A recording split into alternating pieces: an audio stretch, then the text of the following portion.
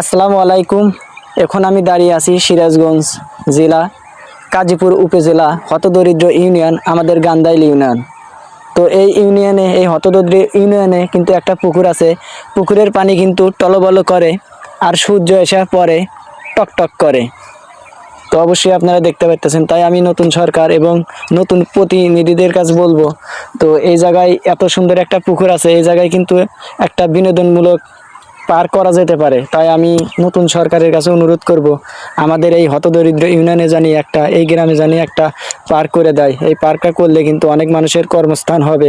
তো অবশ্যই আপনারা দেখেন। তো প্রিয় দর্শক, তো অবশ্যই আপনারা কমেন্টে জানাবেন।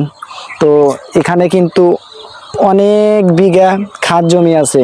তো এই ভিতরে যদি কোনো বিনোদনমূলক পার্ক করা হয়, তাহলে আমাদের গ্রামের অনেক মানুষের কর্মস্থান হবে।